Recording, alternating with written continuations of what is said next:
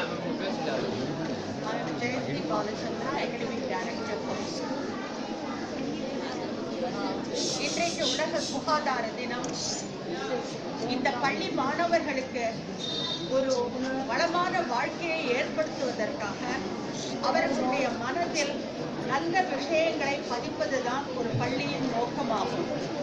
அதற்காகத்தான் இன்று இந்த ரேலியை நாங்கள் எடுத்து செல்லுகிறோம்.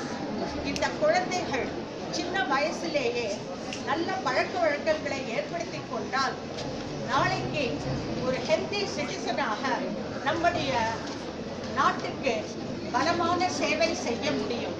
Health is wealth.